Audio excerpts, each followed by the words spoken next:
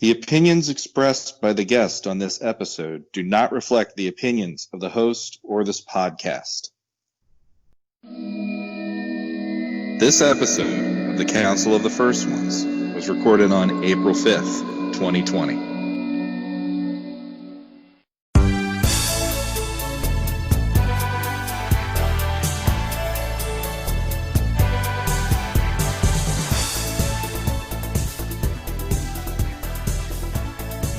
Hello, and welcome to another episode of Council of the First Ones. I'm your host, Kelly.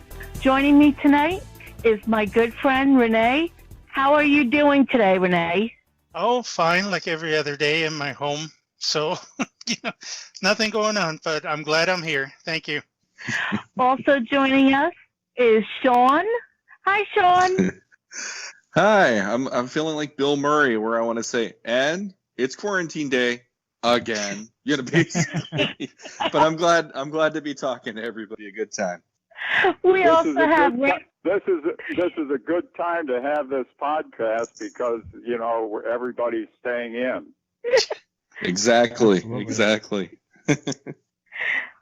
We also have Rex joining us. Hi, Rex. Hey, Kelly. It's terrific to be back. Also joining us is David. Hi, Dave. Hi, it's so great to be here tonight, calling from the beautiful state of Washington. David, it looks like you brought a special guest with you tonight. Would you like to introduce him? I would love to. I am very honored to have Roger Sweet join us tonight. He's the man who came up with He-man and gave him his name and was, one of the head designers at Mattel in the 80s, and so you may recognize him from that Netflix show, The Toys That Made Us, and he was at PowerCon this past year as well. So it's wonderful to have him here. Hi, Roger. Hi. Thank you. We are excited to have you here, especially going a little bit into your history. And usually when we have guests, we like to ask them, how did they get started in the toy industry? Can you tell us a little bit about that? Well, I did 15 years of non-toy product design before I got into toys. Would you like to hear anything about that? I mean, what did you start off in?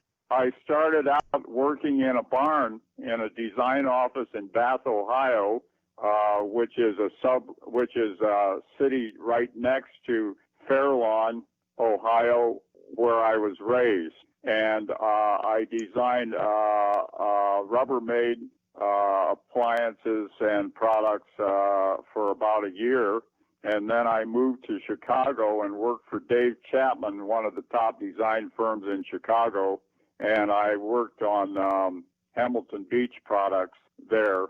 And then after that, I transferred to New York City, and I worked for Walter Dorwin Teague Associates, and I designed packaging for about 3 years. And one of the most outstanding bottles that I came up with was the original Scope mouthwash bottle. Oh, very cool. And this Scope bottle in 1979 was voted by a panel of packaging design judges for Fortune magazine as one of the 35 best packages of the 20th century. Wow. And then I also designed the original Downy handle bottles, which revolutionized the blow molding industry because this was the first free-form blow molded bottle ever made. And before that, all the bottles had been geometric and rectangular with a spindly little handle. And these were the first bottles that had free-form flowing handles and design. Oh, very interesting. And in addition to that, because I revolutionized the blow molding industry, not long after that, the Marx Big Wheel came out, and it was blow molded. Oh, I see. So the designs that I did on the Downy bottle strongly influenced other design of blow molded type products. Very interesting. Huh. And then after that, I transferred out to the Seattle area in general, and I was put in charge of 17 designers designing the first interiors of the Boeing 747 jumbo jet. Wow. Nice. Amazing. And I designed, working with 91 engineers as a single industrial designer, I designed an underfloor galley system that would feed 2 complete meals to a maximum of 490 passengers on one flight. Wow. Wow.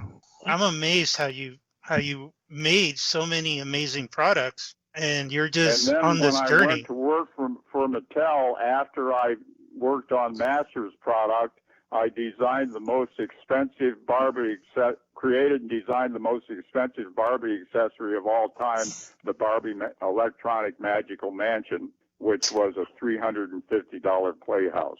And I have had that. You did? Wow.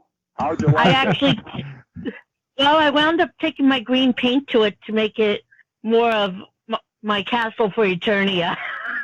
My parents, That's so my great. parents raised a tomboy, unfortunately. They kept giving me Ah. Barbies, but couldn't get me away from my masters. Well, that's good. That's good. Well, I once heard that 43% of all purchases for Masters products were made for girls. Oh, really? Wow. I've never Yeah. heard that. Uh-huh. And is that including She-Ra or just Masters of the Universe? No, just Masters. Oh, wow. Very cool. Because She-Ra came out, Masters of the Universe, the original series came out in 1982, and She-Ra came out in 1985. Well, now that I'm hearing about your career, I am curious. How did you jump to Mattel? Well, I was working on the Boeing 747 in Seattle, and I wanted to move down to the California area. So I got a job at Lockheed working on the Lockheed L-1011 jumbo jet. And I worked there for 3 years, but then the company was in horrible shape and had to lay me off. And so then I went to work for Mattel temporary, because Mattel wasn't doing very well either in 1972. So I worked at Mattel. I went to work for Mattel on April 18th, 1972, and I worked in preliminary design for a short while, and then they were going to lay me off, and so they got me a job in international, and I worked on international department designs for 3 years. And then from the international department, in 3 years, I transferred into Derek Gable's preliminary design group in Mattel Preliminary Design. And one of Gable's tasks or assignment was to work on new male action figure lines and existing ones. So I designed Big Jim products for a little while. Okay. And so the person you referenced, I'm trying to find his name in my notes. He was your boss, basically? He was a director, and I was a senior staff designer, and then later promoted to a design projects manager. Oh, I see. Very interesting. Yeah. And so you worked on Big Jim. Yeah. One of the products I came up with for Big Jim was Disguise Big Jim. Was that the one where the head would switch? I'm not sure. I don't think so, but he did have some kind of disguise on him. I don't remember too much about him. Because I do remember Big Jim was kind of a little bit before my time, but I had one where he had a falcon that was going to be the Zor. And I had one like a disguise. He had like a trench coat, and he had like a big mop hair, and like his face would rotate. Again, those were the only 2 Big Jims I had. I don't think that was the one that I designed, but You it know- could have been. Destiny struck when Mattel declined to pay for the rights to produce what would turn out to be an incredibly historic toy line, Star Wars. Yeah. And Well, in about 1975 or something like that, Ray Wagner, the U.S. president of the company of Mattel, passed on Star Wars. And then it became a huge hit coming out in 1977. And so Mattel really wanted.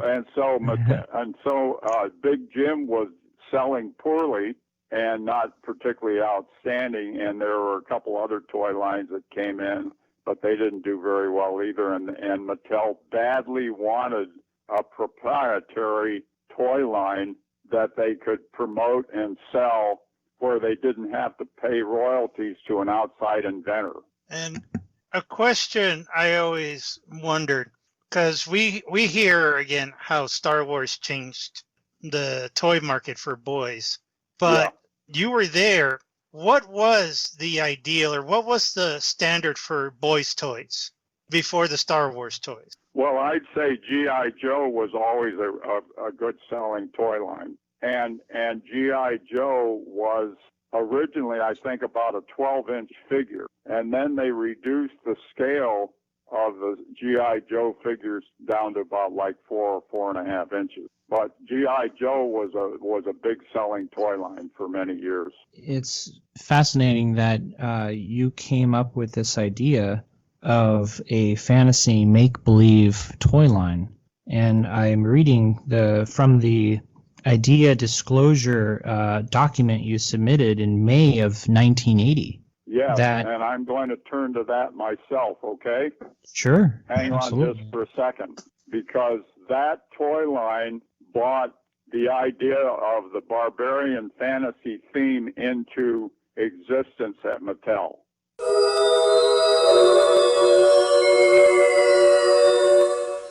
Okay, I've got it. Fantasy make-believe. Right, and so... Yeah. See, this toy line, right, I wrote this idea disclosure, and down at the bottom you'll see 2 contributors, Roger Sweet and Diana Troop.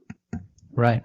But I originated this line, and I was just a nice guy to let her sign it as well. But she did not originate this idea. But the idea was to take Frazetta-type characters and make them into a toy line. So let me just stress one thing. So I brought the barbarian fantasy theme into existence at Mattel as a designer. Absolutely. That was one of my major contributions. Right, and you're in the disclosure. You talk about this toy line that would be combined with parts of Conan and Flash Gordon and Star Wars. That's a very important idea disclosure. Yeah, and let me just interrupt and give you something that you have never heard of. Okay. That was incredibly important. I also originated an idea called Exercise Man. Have you ever heard of this?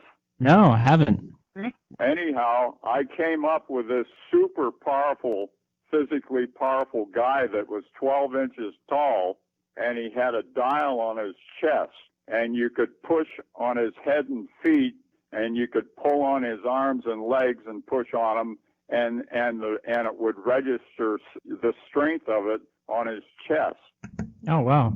And my barbarian theme He-Man trio He-Man, at the time Arnold Schwarzenegger was Mr. Olympia. He was 6'1" and weighed 230 pounds. My He-Man trio He-Man at 6'1" would weigh 750 pounds. Wow. My goodness. And this exercise man that I came up with at 6'1" would weigh 800 pounds. Wow.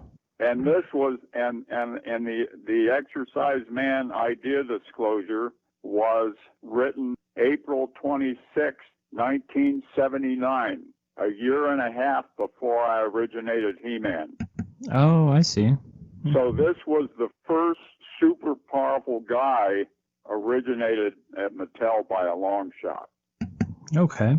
Yeah. Fascinating. And it's important because this guy I've got illustrations of this guy, and he was incredibly powerfully built. Oh, you've got some illustrations of him. Oh, that would be fun to look at. Which Yeah, begs yeah. to the other question. Did he even get to the design stage? Did you actually work on him? Is there a copy of him? Of who? Exercise Man? Yes. Did he I get to the never built a sculpting? model of them. All I have is the idea disclosure and two 19-inch by, well, they're 8.5 by 11 illustrations now, but they were originally 19-inch by 24-inch illustration, and they're full color illustration. And he was a totally bald-headed guy. Oh, yeah? Yeah. Renee.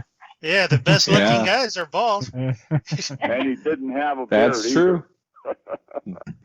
But let me say this also about my He-Man Trio He-Man figures. They were 9.5 inch tall, and Wow.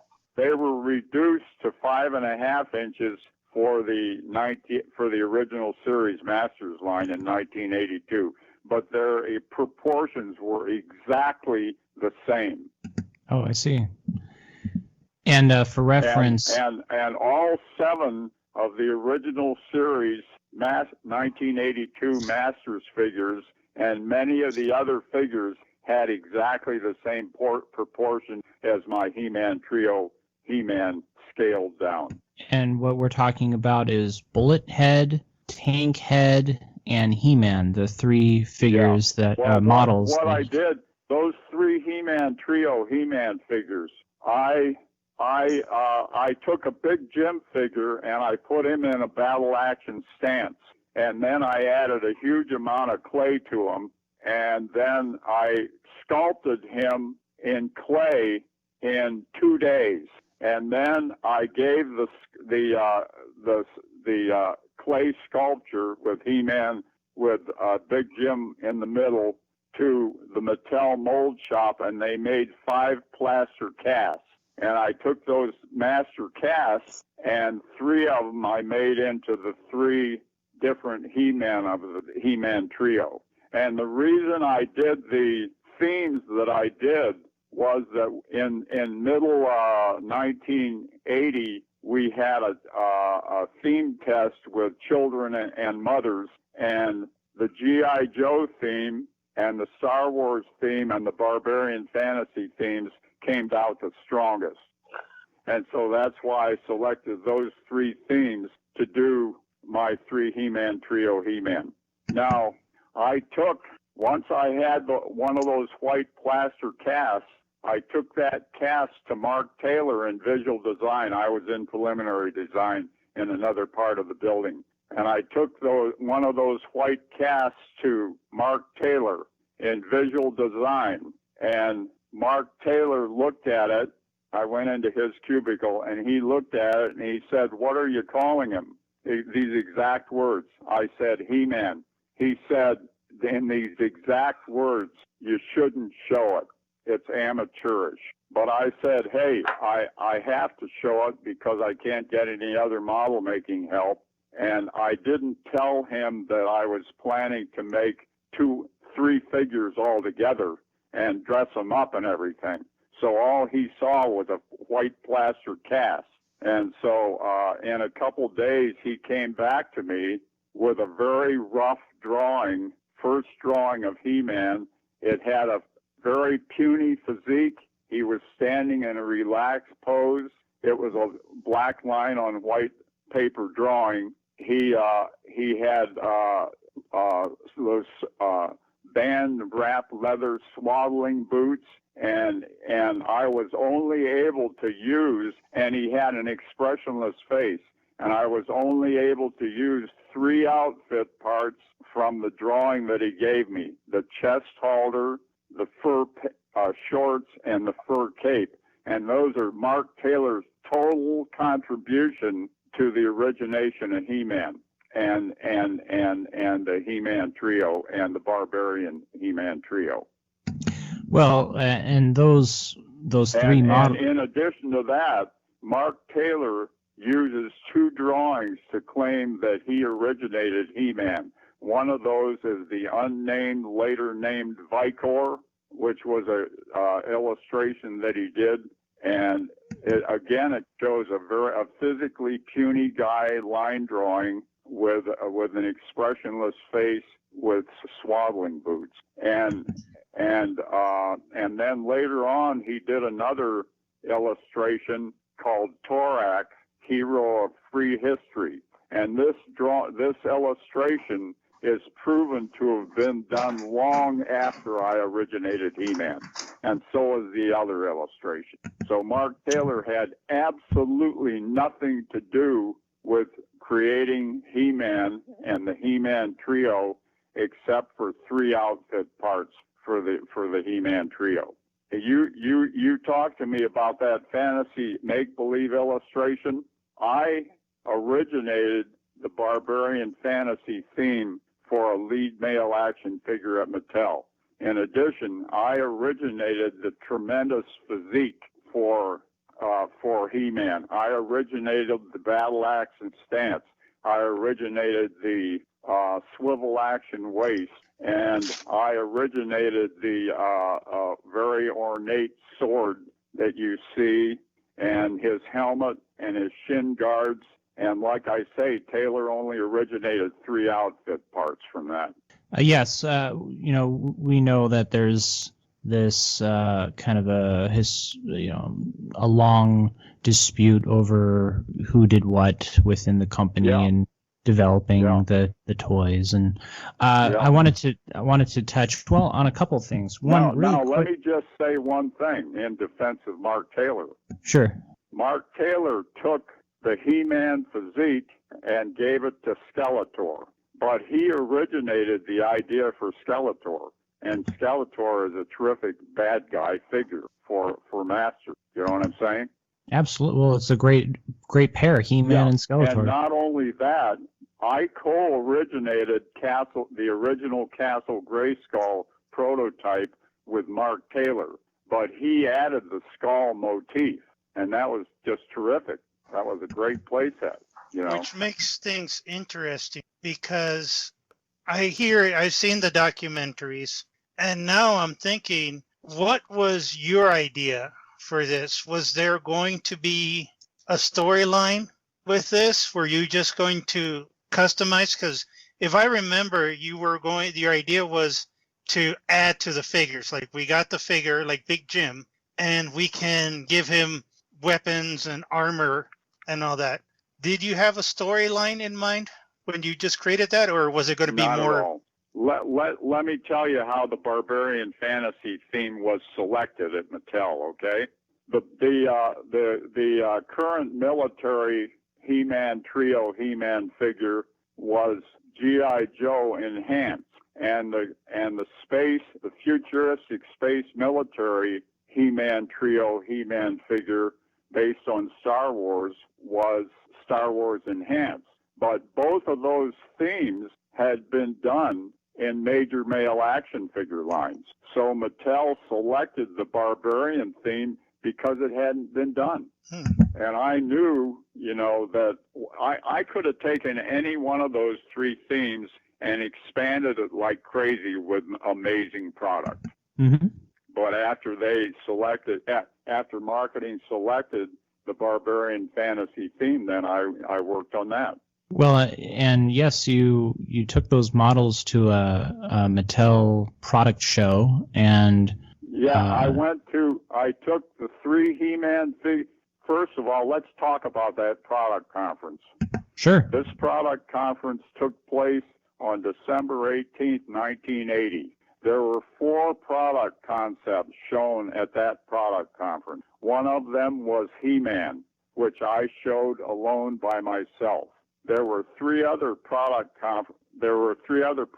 male action product concepts that were shown. One of them was called Can He Do It, as in Can He Do It, about a race car stuntman who gets in all kinds of wrecks but seems to come out unscathed. And that concept was by Garrett Gable, and he developed it on his own and presented it.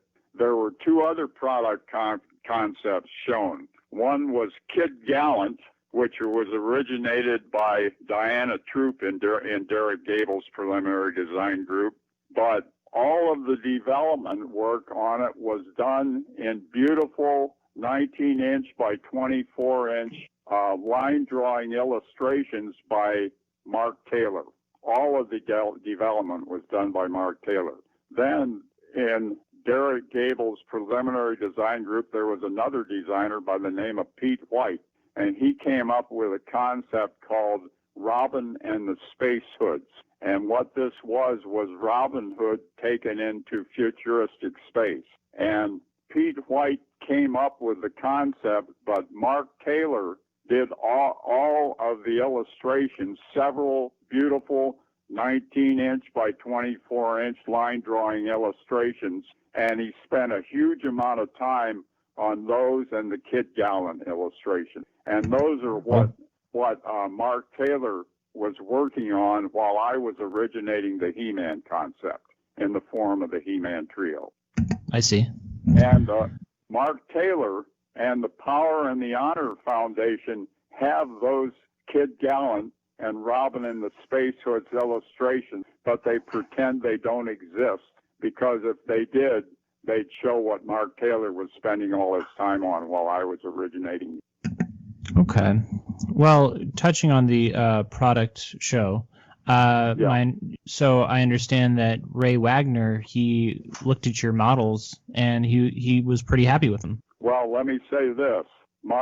Ray Wagner looked over all 4 concepts, and then he said, let's market test all of these concepts to find out which one is preferred. And then right at the end of the product conference, very quietly, he pointed to my He-Man figures and he said, those have the power, just like that. I wonder, do you think there's any connection to that statement and the fact that in the Filmation cartoon, He-Man, well, in the mini comics later, He-Man says, I have the power when he transforms from Prince Adam? Well, it was played up greatly. That was played up greatly in the He-Man line. Absolutely. And I guess on Filmation. Mm-hmm. But having the power was a real marketing played that up as a very important thing for He-Man. Right. And it worked. Absolutely. Yeah. Let me say this. I originated the key seed idea for She-Ra. The most basic idea about a product before it's named or anything is the key seed idea. That's the most essential thing about the product. Let me give you an example of a key seed idea. An aquatic figure. This became Merman. A figure that flies. This became Stratos. You get what I'm saying? Yeah. Absolutely. Yeah.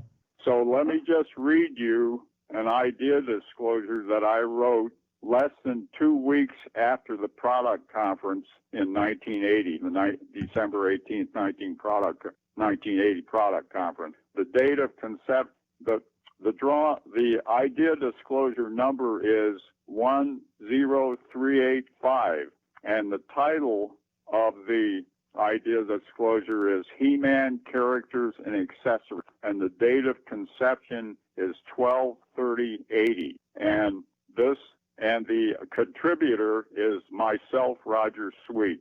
And this idea disclosure states He-Man can be expanded into a broadline phenomena.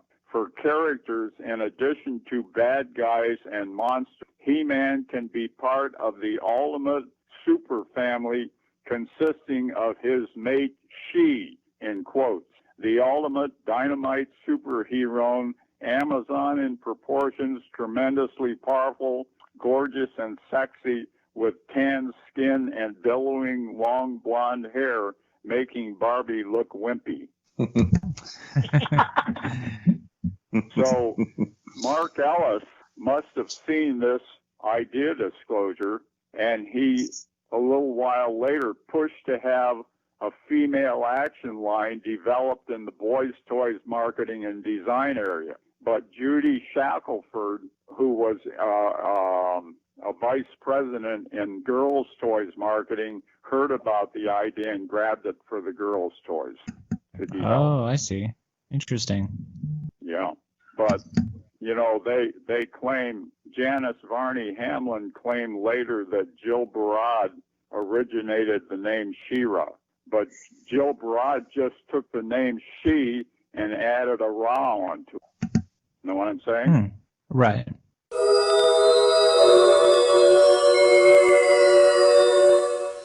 Now, when the toys were coming out, you named them Lord of Powers, and that decision. You know something? I never knew that He-Man was named Lords of Power.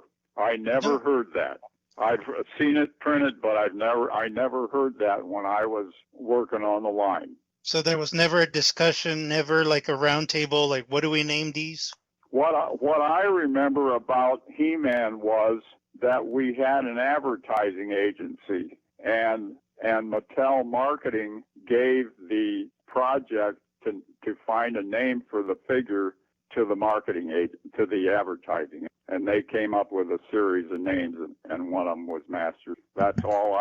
I never heard anything about a Lords of Power at that time. Oh, did you hear of any other potential names? Nope.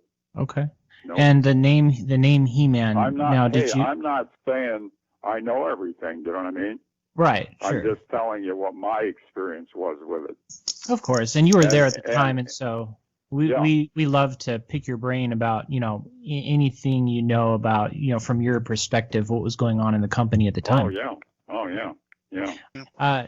Rex, did you have a question? The idea to bring in parts from the Big Jim line for the Masters line, something that you were a part of, such as Big Jim's Tiger converted to Battle Cat. Yes, the Big Jim Tiger. Let's see. Oh, okay. I was talking to you about that He-Man characters and accessories idea disclosure a couple minutes ago in relation to She-Ra. Yes, sir. Yes.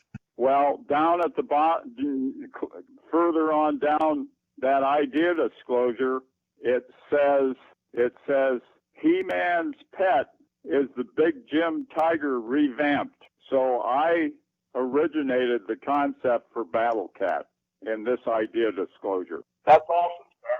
Yeah. And what I did was I made a list of other products from other lines that could be adapted to to the new He-Man line, because when it first started, they didn't have a whole lot of faith in it. And one of those products was the Big Jim Tiger. And at the time, He-Man was still 9.5 inches tall. They didn't know what size it was going to be. But when they reduced the Big Jim figure, the He-Man figure from 9.5 inches to 5.5 inches, then that put the Big Jim Tiger in perfect scale for He-Man to ride it. It was a while before they knew what size He-Man was going to be. Well, it was fortunate because I know you used the Big Jim Tiger. There was the Falcon that became Zor. You mentioned other on that toy list lines that I gave to marketing, all of those were on that list, birds and everything.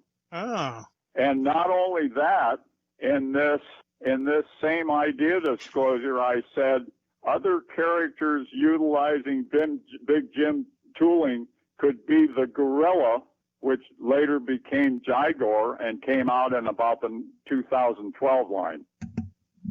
He-Man fans will recognize the name Jai Gore. Yeah, and I originally took a black Big Jim gorilla, and I painted him bright yellow with an olive green fur chest and a red mouth with white teeth, and I put a black wax outfit on him for armor, and that was the original Jai Gore. That's wonderful. And a lot of us have that toy in our collection as part of the. Then we wanted to. Marketing didn't buy that, even though they thought it was terrific because it was so different from anything else. But then I had Ted Mayer do an illustration of a red Jai Gore with He-Man sitting on the back of it. So then several years later, Mark Taylor comes out and claims that he originated Jai Gore with a bright red gorilla. Now, when you were talking about your design, what ideas did you guys come up with? When you mentioned vehicles and all that, were you going to keep borrowing from Big Jim, or what vehicle designs did you work on first? Well, the first 1982 vehicles were designed and visual design by Ted Mayer and Mark Taylor. And one of them was there was this little vehicle that looked like it floated in the water. I don't remember the name of it. Is it the Wind Raider? And then there was what's that? The Wind Raider? Yeah, the Wind Raider. And then there was one other vehicle that was done that pulled apart, and that was designed by Ted Mayer. That's the Battle Ram. Yeah, the Battle Ram, yeah. But then in very early 1982, just after the first year's Masters line came out, Mark Taylor left Mattel, and he freelanced for until 1986 when Diana Troop hired him back to Mattel. But he never again worked on the Masters line, on the original series Masters line. Well, you mentioned, these key seed ideas like an aquatic man being Merman, a guy that flies being Stratos. Yeah. And so, what are some other key seed ideas? Well, let me give you a list. In mid 1980, Paul Cleveland, who was a new manager in Mattel marketing, came to me, bypassed my boss Derek Gable, and came to me and asked me for a list of themes to be market tested. And so I'm going to read that list to you, okay? Fantastic.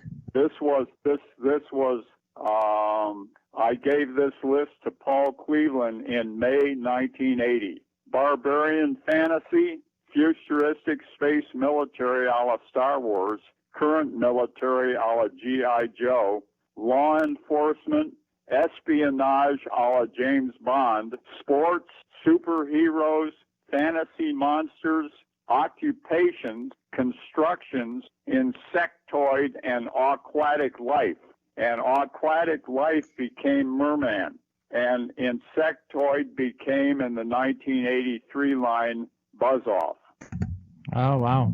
Okay, so then, just after the Masters line had been taken over and transferred to visual design from preliminary design in early 1981, I wrote a list of thematic figure directions that I gave a copy to Paul Cleveland, and I gave another copy to Mark Taylor. And this list was this: a lead heroic figure, He-Man.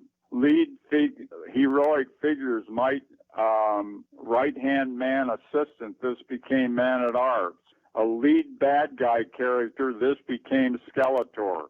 A lead bad guy's right-hand man, this became Beast Man. A beast-like monster-type figure, somewhat Star Wars Chewbacca or Big Jim or Bigfoot, again, this became Beast Man. A high-technology character, and this became Zodak. A flying character, this became Stratos. An aquatic character, this became Merman.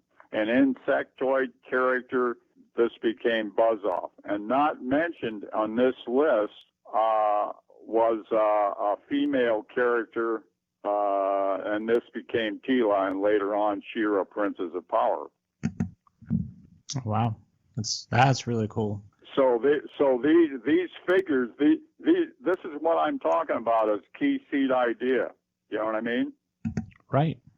And then now, 6 out of 8 of these figures, including the female, I originated the key seed idea for them. Mark Taylor came up with only 2 of them. He came up with Man-at-Arms, and he came up with Skeletor.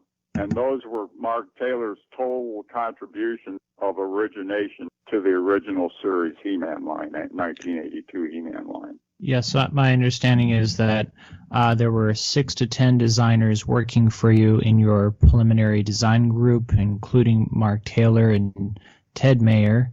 And No, that's not true. I That's see. not true. Okay. Originally, I was given responsibility for the He-Man line for the 1983 line, and I was put under Gene Kilroy, who had been promoted to vice president. And I was taken away from Derek Gable's preliminary design group and put in charge of originating and developing Masters product. So, but I was given only one designer, a guy by the name of Colin Bailey, to work with me on the entire 1983 Masters line. And within 6 months, he left me and went into another group. So I developed all of the product in the 1983 line by myself. Oh, wow. But then, as the line became more and more successful, I was given a group of 6 to 10 designers. I see. But in very early 1981, wait a minute. No, in very early 1982, Mark Taylor left Mattel. And Mark Taylor only developed one other product for the 1983 line, and then that was it. And so for a year developing the 1983 line, I had nobody but myself working on the entire line. And then then the line became quite successful and feelings improved toward me. And so I was given a group of 6 to 10 designers to design the rest of the entire original series line. And that line, here's what that line did sales-wise. 1982, 38.2 million. 1983, 80 million. 1984, 111 million. 1985, 250 million. 1986, 400 million. 1987, 7 million. That's a lot of money. The line dropped from 400 million in sales down to 7. I see. And damn near put Mattel out of business. What do you attribute to that huge drop? I attribute the fact that the line was oversold for 1 to 2 years, and in addition, Transformers came out, and then not long after that, Transformers came out in like 1986, I think, or something like that. Well, for our audience, sir, could you explain what oversold means? They sold too much product. Okay. Oversold means too much product was sold. More than the market could bear. They made too much product? And as a result, He-Man products swamped the toy shelves. But in addition, Transformers was gaining in popularity, and not long after that, Teenage Mutant Ninja Turtles came out, and it was fairly popular too. Wasn't there also something about that when you got later in the line, kids couldn't pick up a traditional He-Man and Skeletor the way they could some of the newer figures, and that's kind of what stunted it as well. There's another factor with the 1987 line.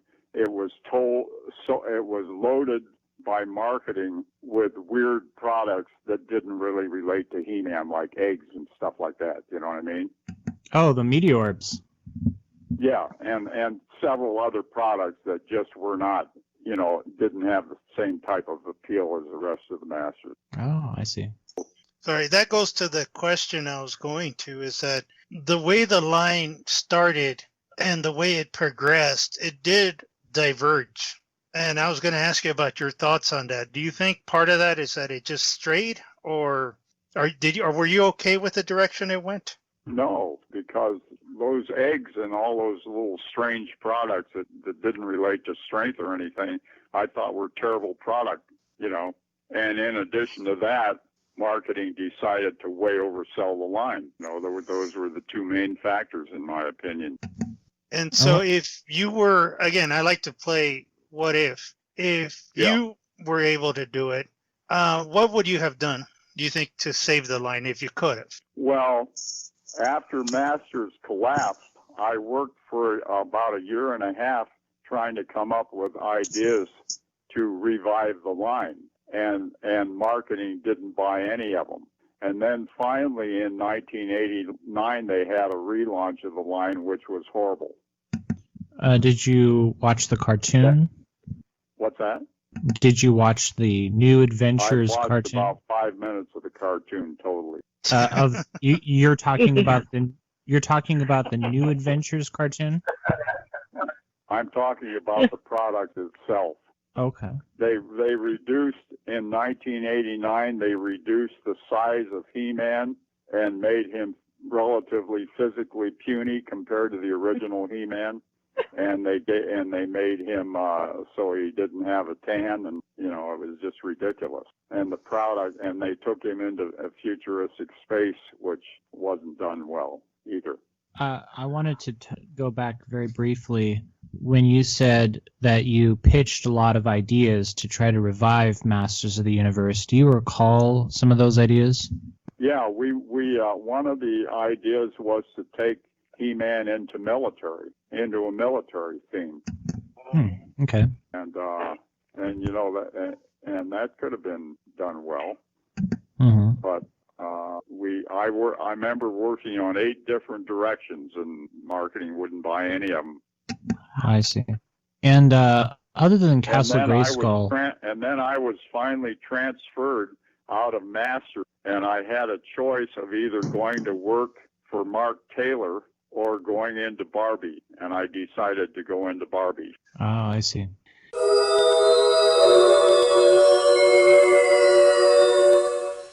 Well, looking back, since we're getting to the end, what were your ideas of? I mean, we understood how you felt about the New Adventures, and we've had 2 iterations with the 3rd one coming back. And so I want your opinion. What did you think of the 2000X line, and then the other ones that came out? I'm not real familiar. Are you talking about the classics figures at all? Well, there was the one in between that came out in 2002, which gave them that hyper detail. Yeah, I'm not familiar with it. I haven't kept up with it. But the classics, and they did pay honor to you. I mean, with Yeah. But but let me say this about the Vicron introduction: badly done. How so? Well, the detailing and the first shorts showing through all 3 themes, all this kind of stuff. It was just badly designed. And are you aware of the new ones that are coming out? And not only that, but Vicron was not He-Man. You know what I mean? It's a totally different name that I'd never heard of before. I came up with a character before He-Man that I called Vicon, and I showed illustration. He was a powerful guy. This was before I came up with He-Man, and I showed these to Derek Gable and Dennis Bosley in the preliminary design group, and they were line drawings, and they just didn't think anything about them. So then in 2011 or 12, Mattel comes out with Vicron. Where'd that name come from? Was it a takeoff on Vicon? Who knows? I thought the whole thing was ridiculous, and I've never been given credit for originating the He-Man trio. Again, I remember I saw those, and then I was like, oh, they're paying homage to the prototypes, and so I'm a little. But for instance, let me just give you examples. They had boots that wrapped around, but only partially, so that you saw the other boots showing through when you turned the figure around. You know what I'm saying? Yeah. My original He-Man trio He-Man figures were beautifully designed all the way around. Keep wondering how your line would have looked, if you had a little bit more your way, because I'm hearing that line kind of diverged a bit, which it happens. There's a history of that. And I still wonder, though. It's okay if they diverge in a good way, but if they diverge in a bad way, then it's not good. And are you aware of the new ones? Hey, let me say one other thing. When I originated the He-Man trio, I worked 60 hours of overtime in 3 weeks to come up with those figures. That means like I worked 3 60-hour weeks in a row. Oh, wow. And those figures were revolutionary models in that I used sheet wax to create all those body parts, all those outfit parts. And if I wouldn't have done that, if I would have had to take the time to have injection molded parts made or something like that, or out of hard plastic, it would never have happened. And that was an incredible modeling breakthrough at the time. Well, go ahead. Well, so you never watched the Filmation cartoon, correct? Hardly at all. Maybe Okay. 5 minutes. All right. And I wanted to ask you quickly, there was that lawsuit that said that basically like Mattel stole ideas from, Conan the Barbarian. Did that lawsuit have any impact on the work that you and others at Mattel were doing on the Masters of the Universe line? No, because I think the Conan people lost that lawsuit. They did. They did, didn't they? They Yeah, did. they did. Yeah. Yeah. And Yeah. and my last question for myself is there's this mystery that's been in the He-Man fan community since forever, for the longest time. Okay, So- go ahead. So there's this big mystery in the Motu Masters of the Universe community of fans and collectors. Oh, And it's that there is a toy, a He-Man toy, that looks basically just like He-Man, it has brown hair instead of blonde hair, and some people have it in their collections, but and they haven't don't. They paid like thousands of dollars for it or something. Right. Yeah. But nobody really can confirm where it came from. And so I've got to ask you. I can't either. I'd say it's fictitious, but Okay. who am I to say? Mhm. So officially, there was never a He-Man dubbed Wonder Bread. No. I've heard that too. Yeah, I'd never heard of there was never a Wonder Bread He-Man that I knew of while I was working on the original series of He-Man. Okay. But I've heard people have paid quite a bit of money for it. Right.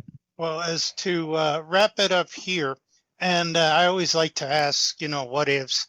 And Yeah. was there a character you would have liked to have put into that line?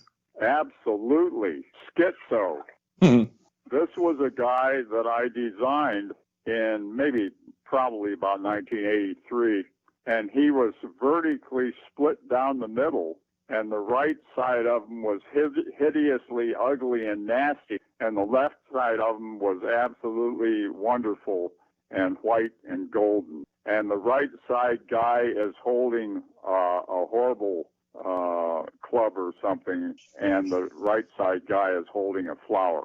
And I've always loved this guy, and I showed him to marketing, and they said, "That's great, but how can we position him? We've got to either make him a good guy or a bad guy." So they ended up making him too bad.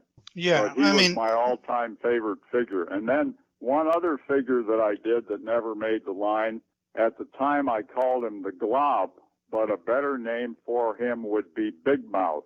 He was a big, heavy, fat guy, and his mouth was at his waist. And so when you opened up the upper top part of him, you could actually stick another male action figure into his mouth, which was at his waist. And I think I've seen these designs in the Power and Honor book or one of the Could be, makings. yeah. Could be, yeah. And Yeah. it's always a shame because there was like a rhinoceros man too that I would have loved to have seen. Yeah.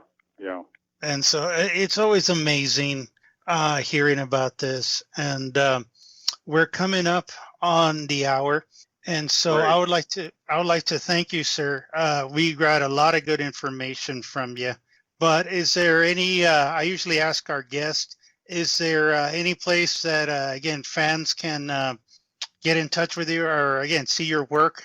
Or, again, I know nobody's going to a convention. At this time, we really can't get together, because of the coronavirus. Of course. I'm staying away from everybody. I mean, like indefinitely. Hopefully, once all this is over, we can catch you back on the circuit. Once, hopefully, I'm going to be positive about it. But hopefully, we'll catch you back. Let me say this. Yesterday, I turned 85. Oh, happy birthday. Yeah. Happy Happy birthday. birthday. And I work out an hour and a half a day, 6 days a week. Wow. And at age 84, 3 times I did 35 wide grip pull-ups from a dead hang on a bar. That's impressive. Yeah, and so I weigh about 160. I'm about 5'10", and I stay in really terrific condition. It's my top priority. And so even a year or 2 years from now, there's an extremely strong chance that I'd be able to go to some kind of a PowerCon or convention. Go ahead. Let me say one other thing. Thank you so much for doing this interview, and thanks to all the fans for being so wonderful to me. Yeah. Well, we really appreciate you being. And I went to the PowerCon as well as the Bellingham Comic Con, and the fans were absolutely wonderful. I mean, they just could not have been nicer. Well, it was great meeting you there. Well, thank you. Well, we do hope to run into you in the future again, sir. And it was a pleasure talking to you. We got a lot of good information from you, sir. So we're at the top of the hour. I don't want to take up any more of your time, sir. And we, again, a million thank yous for being on the show. Yes, thank you so much. And the same to you. Yeah. Thank you so much, Mr. Smith. Okay. Yeah, thank you. Thank you, Mr. Sweet. Okay. Okay. Thank you. Hey, have a good evening, sir. Thank you. Okay. Bye-bye. Bye.